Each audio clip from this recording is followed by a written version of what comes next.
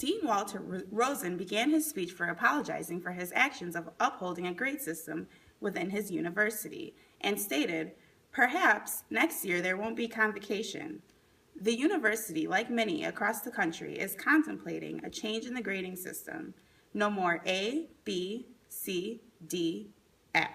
Thomas, 1972. Today, I'm going to convince you that the act of obtaining letter and percentage grades in an academic system is not necessary.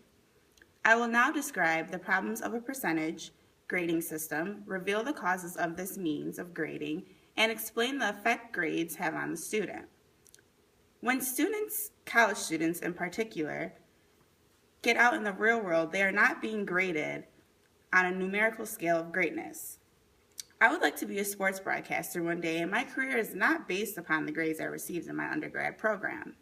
It is based upon the rapport I can build with people, a connection. There are multiple problems that have come about as an effect of percentage grading to show the capacity of one's learning. First, grades are not a proper display of one's previous obtained knowledge about a subject matter. According to the effects of an anti-gradeflation policy at Wellesley University, a 10-year study done between 1998 and 2008 indicates their students had a higher learning rate while not being expected to be measured in percentage to indicate learning performances. Having grades is essentially a tool of confinement to only the minds of people that perform by that method. Second, the ability to memorize is a huge signifier of accelerated grades within the grading system of percentages. According to Hamilton Richards of the University of Texas, in principle, grades are not necessary and does not describe and in-depth a student's strengths and weakness of a performance in class. Just because you have memorized something does not mean you have fully learned and comprehended it.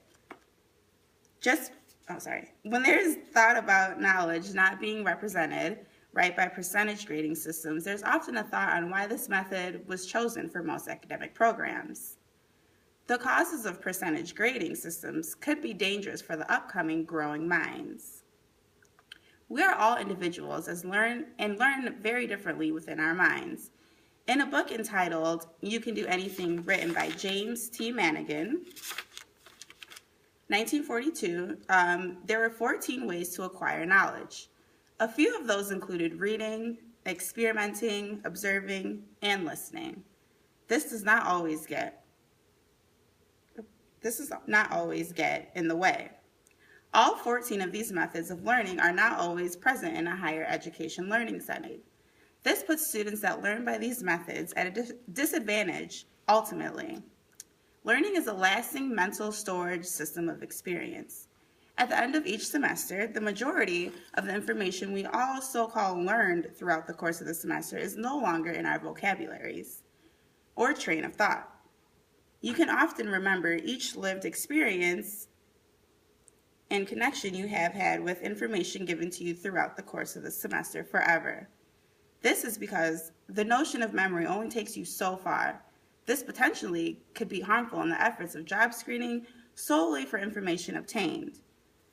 I will now offer you a few takeaways on how we can incorporate percentage grading not being necessary in our schools, but still get the maximum out of a student's learning. We are all diverse in the ways in which we learn and associate concepts to one another. A different method of seeking how much students have obtained should be adopted and acclimated in education institutions. According to a journal written in April of 2012 by Barnes and Buring, they stated that grades are commonly assigned using one-third methods, a traditional whole letter grading scale, a plus-minus grading scale, or a pass-fail scale. These three methods are the last creative methods of finding out how much students have learned. In conclusion, what I'm trying to wrap up today is that grades are not necessarily that important for a student.